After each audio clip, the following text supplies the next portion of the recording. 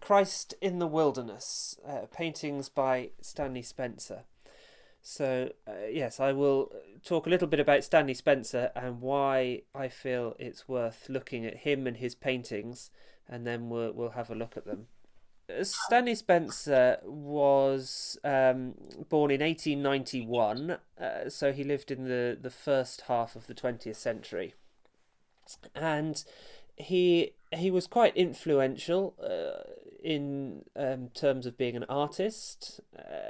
He was also a Christian, and a lot of his paintings have that distinct religious character.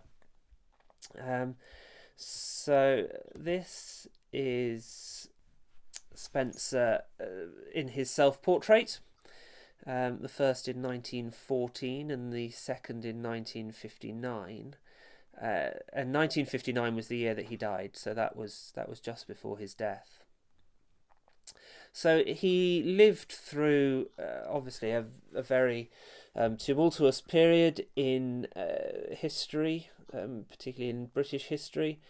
He served in the First World War, but not in the Second World War. So he had experiences of being at war. He didn't. Well, he did serve on the front lines. He was in the ambulance regiment, firstly in Britain and then in Macedonia.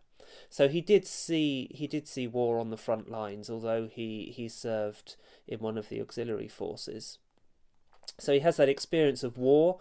He has experience of industrialization and saw Britain at a time when it was being heavily industrialized, and a time when the nature of the Church of England was changing rapidly, and that comes through really in all of his paintings. So this is perhaps one of his most famous paintings, the Resurrection in Cookham Churchyard. So a lot of his paintings have this very sort of parochial Anglican feel to them. Cookham is a village just outside Reading, or Henley, just outside Henley really, on the Thames in Berkshire. And that's where he was born, that's where he lived for a lot of his life, around this village of Cookham. And this very parochial Anglican religious context informs a lot of his work, a lot of his paintings. So you can see the dead being raised from their graves, and if you go to Cookham, this very much looks like Cookham Churchyard, and you can identify some of these tombstones. So he's very much putting his religious belief and his Christian faith into his local context of where he grew up and what he can see around him. So 1924 to 26, reasonably early portrait painting in the interwar years. I looked at these paintings with a group from Newmarket a couple of years ago, and afterwards we decided to go to Cookham and visit Cookham and have a look around the church and walk along the river. And there is a museum with some of his work in, and they often have exhibitions. They don't keep much of his work, but they often have exhibitions of his work in the Stanley Spencer Gallery in Cookham. So it's well worth a day out. It's quite a trek to get around the M25 to Berkshire, but it was well worth a day out. And for me, it was interesting to say, well, was it a pilgrimage? Is this a holy place? What do we make of Spencer's place in Anglican tradition and of Cookham? Now, Spencer was not somebody you could call a saint. He will never find his way into the calendar of the Church of England. His lifestyle was not exemplary by any stretch of the imagination.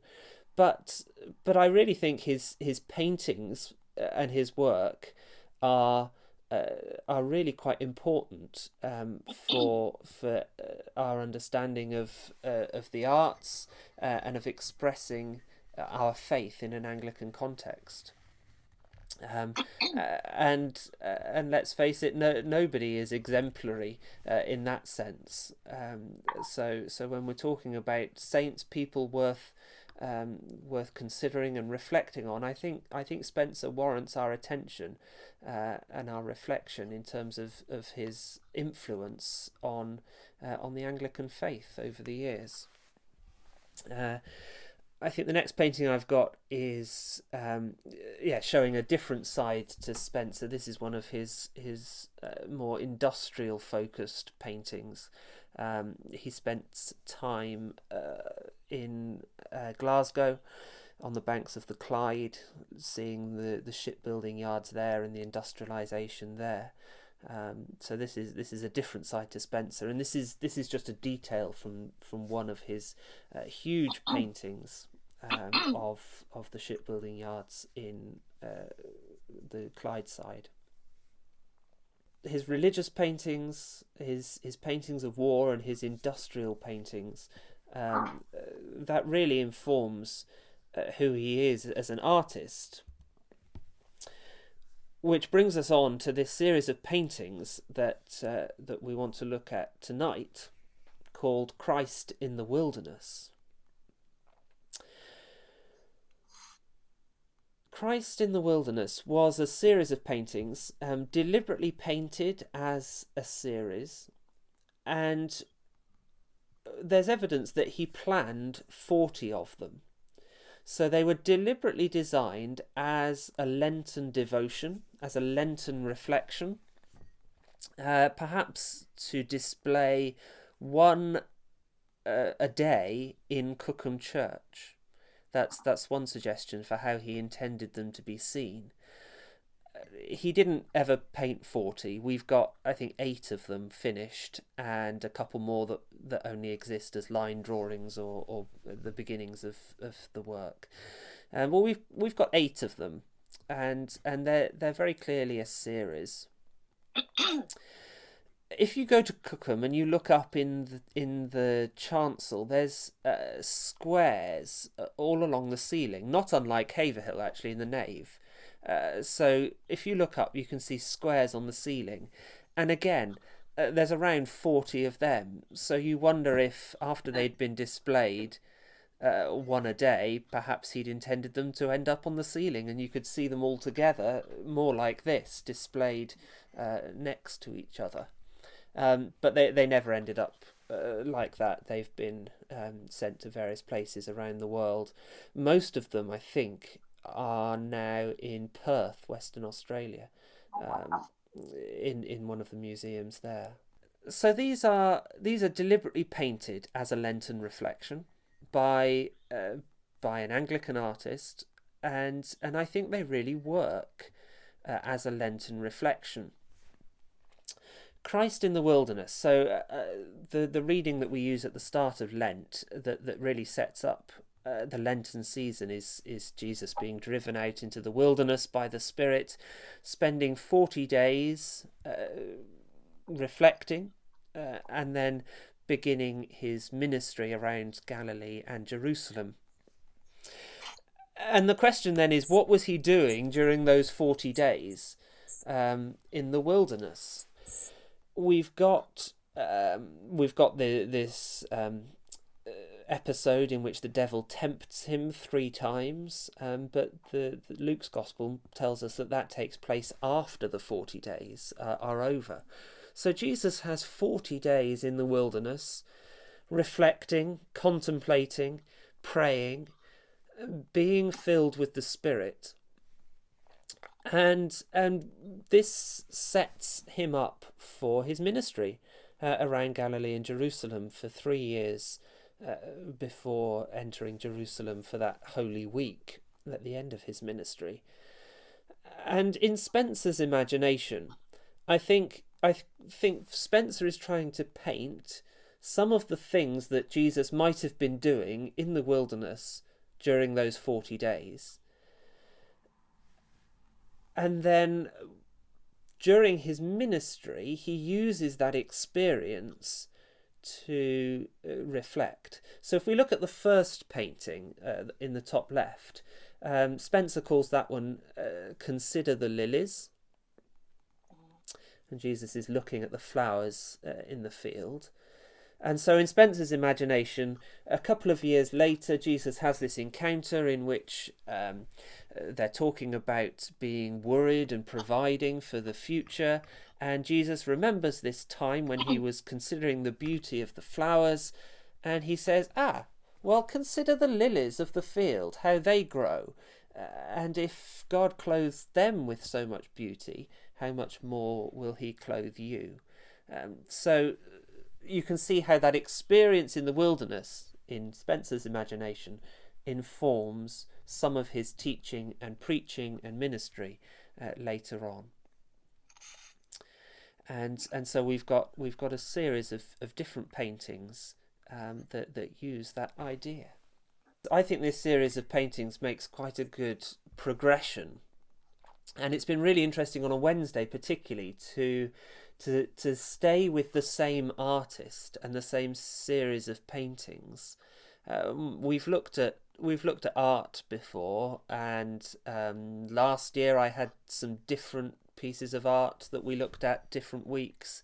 Wendy and I have both used artwork in our sermons and things, but to stay with the same artist and the same style for 6 weeks, which we're halfway through at the moment, it really it's a very different experience, and I've certainly seen this progression of sitting with Jesus in the 6 images, and to see how he's changed over that time. And for me, the first image is very much one of contemplation, of reflection, and he's looking down at the flowers and reflecting on them. The second one is much more about focused prayer, and he's got his hands out in that praying position. So contemplation, prayer.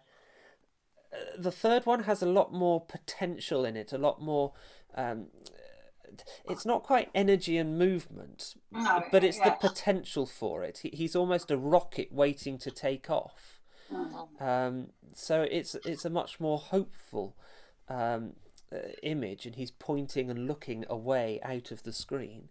So contemplation, prayer, action.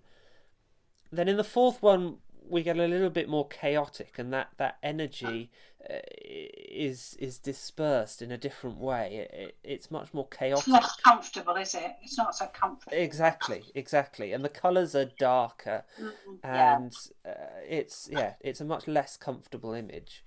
At the end of which we get to number 5, and he's clearly exhausted and collapsed. So contemplation, prayer, action, chaos, exhaustion, and then at the end of it all, we're just after Mothering Sunday, and this is the image that I referred to in the sermon on Sunday, as a mother hen tenderly gathers her brood. So Jesus gathers us together as his children. So you're back in that safety and security. He's got this circle, again, very much a symbol of security and safety, that he encircles us. So for me, it's been a really interesting progression: contemplation, prayer, action, chaos, exhaustion, return, rest, renewal. And so it's a progression that mirrors our experience of Lent in many ways, I think. So let me take you through some of these paintings, and when we've done this on a Wednesday and in the online course, it's been a lot more interactive. So I do encourage you to contemplate these paintings for yourself. Take time to look at them. You can pause the video and have a look at these paintings in your own time and form your own understanding. And if you want to let me know in the comments of this video or later on what they say to you, do feel free to share that. But let me take you through just a few reflections on each of these paintings to start with.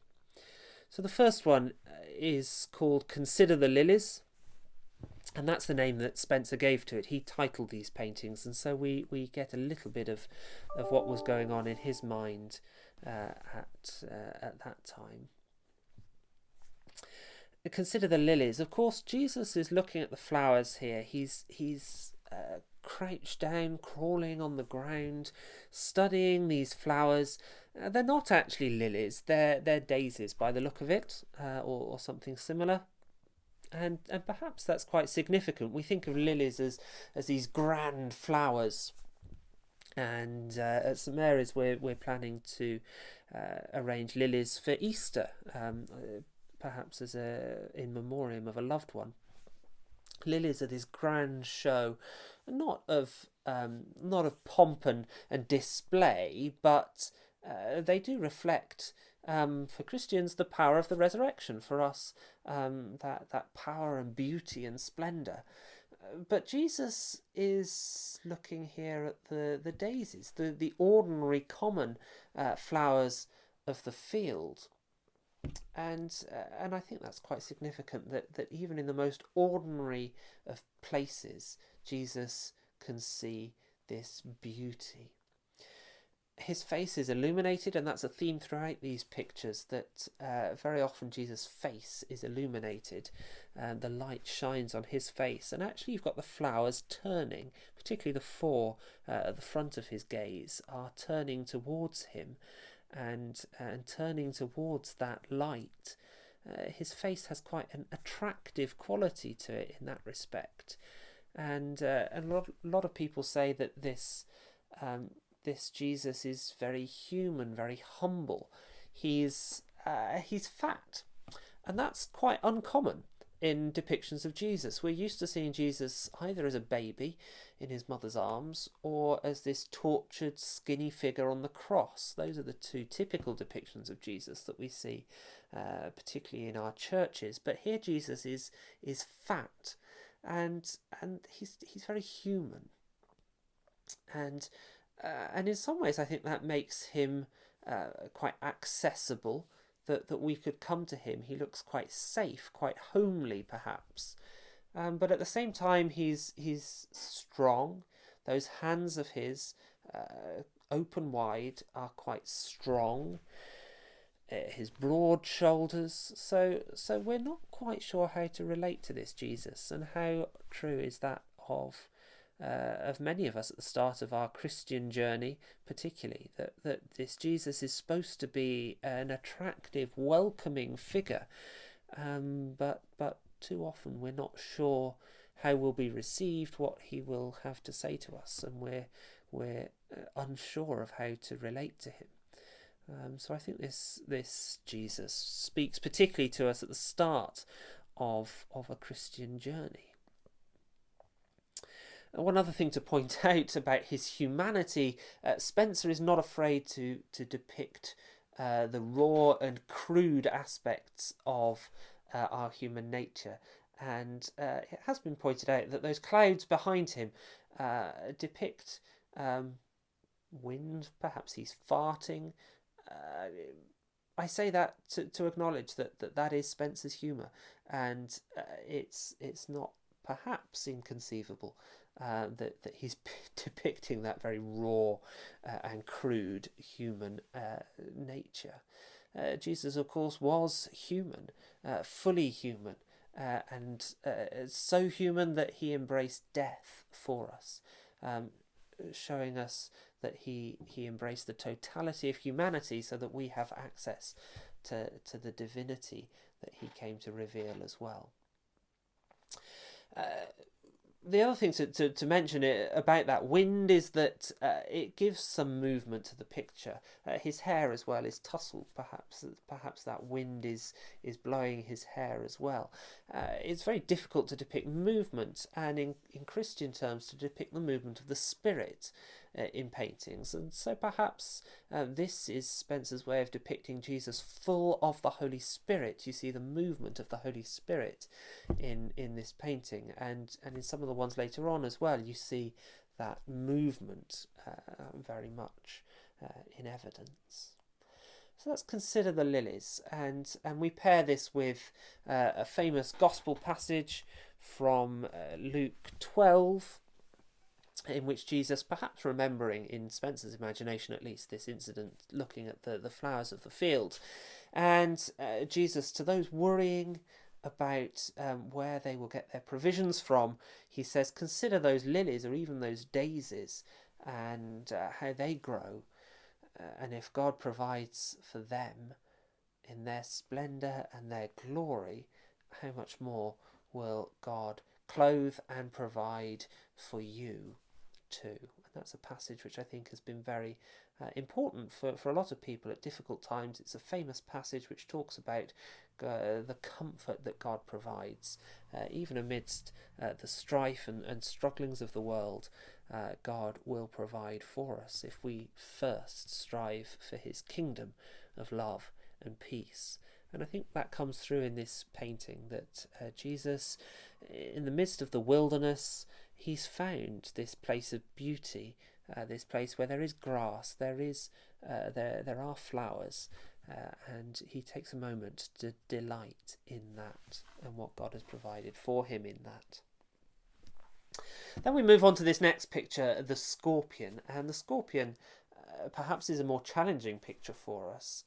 Jesus again is in a prayerful position, but a very different position. He's sitting up this time, his hands out, perhaps expecting the Holy Spirit to arrive. It's also the posture that we adopt when we receive Holy Communion, expecting the priest to place the host, the bread of life, into our hands. But instead, this prayer of anticipation, of expectation, has been answered not with bread, but with a scorpion. And Jesus is looking at that scorpion intensely, but we can't quite see his eyes. We can't quite see what's going on for Jesus here. His eyes might be closed, perhaps because he's tired, perhaps because he's in pain, perhaps he's struggling to focus, or perhaps he's squinting at that scorpion, focusing his prayer even in spite of his own pain at this time. His fingers are swollen. Has the scorpion stung him? It looks like that might be the case. And his hands are tormenting him even more because, as many people say, they resemble bread. They could be loaves of bread, his fingers. So his fingers, swollen from the sting of the scorpion, are tormenting him by looking like the bread that he has not received, even though perhaps he's asked for it. Jesus here, still clothed in that white robe which perhaps acts as a veil. We can't see his body underneath. He doesn't look quite as fat in this picture. His arms and his legs certainly are thinner. We're not quite sure what's going on underneath the robe. He's still got these broad shoulders and a broad chest. He's this enigmatic figure, I think. I find it quite difficult to relate to Jesus in this picture, more so than in the last picture, considered the lilies. And again, how often in our Christian journey, in our journey of faith, is that the case, that we get these moments when we're just not sure how to relate to Jesus, particularly when we feel our prayers are not being answered, and certainly not answered as we would wish them to be, or as we would hope for them to be. Look at the date of this picture as well, 1939, and just as in the world at the moment, Spencer was seeing the outbreak of war and seeing what was going on around him, and perhaps had this understanding that his prayers for peace were not being answered. Spencer, as we said, served in the First World War, but not in the Second World War. And I think that experience of war in the First World War left with him a sense that of the horror and violence of war and the terror of war that he did not wish to see repeated. And just as we see war in Ukraine at the moment, and our prayers being frustrated, it's very difficult to see the Spirit at work in Ukraine at the moment, even though there are glimmers of hope and of faith in God. Sometimes we see that scorpion in place of bread. And again, that's the Bible passage that we pair with this from Luke 11, that Jesus, having taught the disciples how to pray, having given them the Lord's Prayer, in which he says, "Give us each day our daily bread." He tells this parable of being given bread through persistence in prayer. And then he says to his disciples, "Is there anyone among you who, if your child asks for a fish, will give an egg? Or if your child asks for a fish, will give a snake? And if your child asks for an egg, will give a scorpion?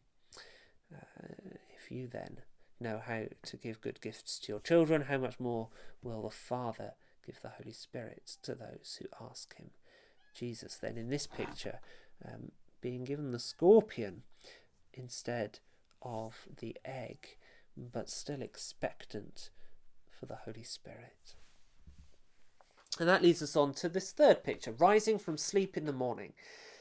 A very different posture here. Jesus no longer looking down, but looking upwards, outwards, his arms reaching up in an unnaturally straight position, giving this picture a lot of movement, that line being drawn across the middle of the picture, onwards and outwards to something else. These pictures, these are the whole canvas, so these are not details from a bigger picture, these are the whole canvas. This is how Spencer painted them. And so with his hands touching the very edge of the canvas there, being drawn upwards, we're not quite sure what's on the other side of the picture. We're not quite sure what's going on here, but Jesus is expectant, focused on being drawn onwards and outwards. And for me, this gives a depiction of hope. Hope, perhaps we don't know what's coming next, perhaps we don't know what's on the other side of this picture, but that is the Christian hope, that what God has prepared for us next is something good, something much better than we can imagine.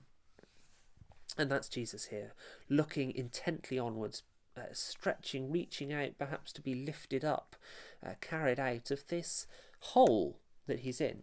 And he does seem to be in a hole, perhaps even in a bomb crater. We know that Spencer had experience of war on the front. In war, he served in the auxiliary forces. He was an ambulance crew member on the front in Macedonia, and he would have seen these bomb craters. And so this is a place of destruction, of pain, an unnatural imposition on the landscape. Again, we've seen pictures from Ukraine of residential buildings, of streets destroyed by the falling bombs, unnatural impositions on a civic landscape. And perhaps that's what's happening here as well, that Jesus has taken this place at the centre of destruction and of pain.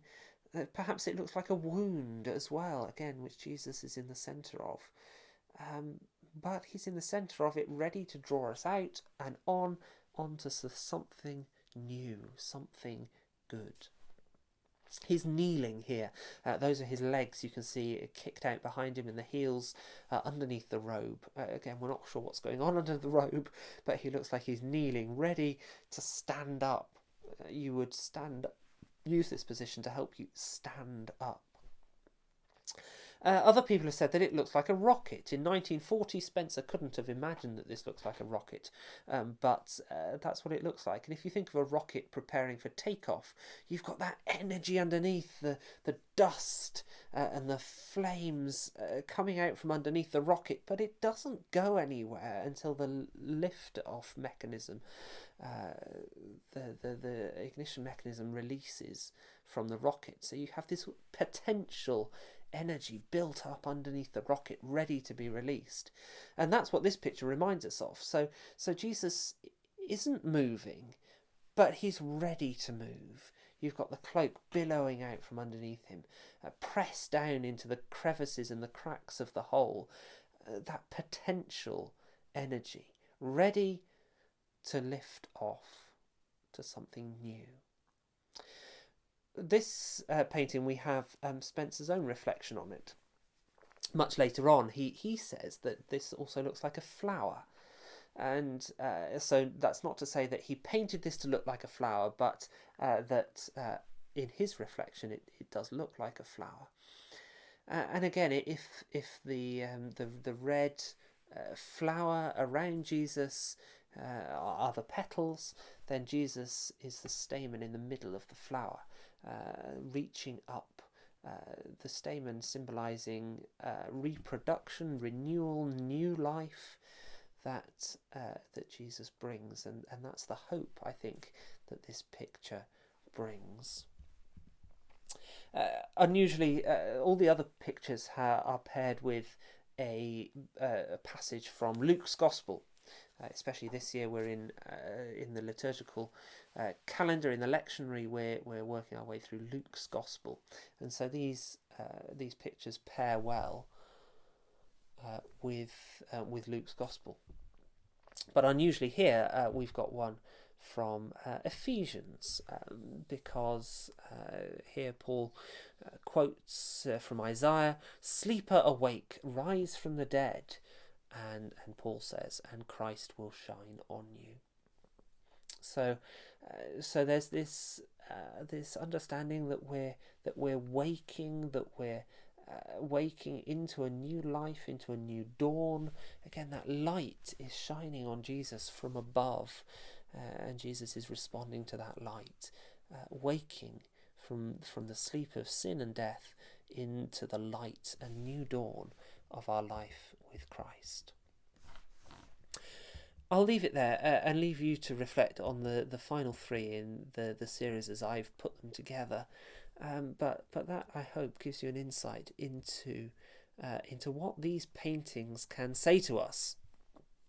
And I really do think that Spencer, although his life would not be anything that we would call saintly, I think his influence not only on art in Britain in the 20th century, which was a considerable influence, but his influence on Anglican spirituality as well warrants our attention. And so for me, this series of Lenten reflections, moving from contemplation to prayer to action to chaos to exhaustion to renewal, is a real Lenten devotional series and a Lenten journey. And I hope that these pictures from Stanley Spencer help to illuminate some aspect of the gospel for you. And as we use this Lenten season to draw closer to Christ and his word and his will for us, that will be a word of comfort, of hope and renewal for you. So, as I say, do leave your comments. Tell me how you've got on with this video, what you take away from these pictures, and what they say to you and to others. And if you want to look further into them, just let me know, and we can talk about them a little bit more. But for now, may you have a holy and blessed Lent, and a fruitful Holy Week, and a blessed Easter.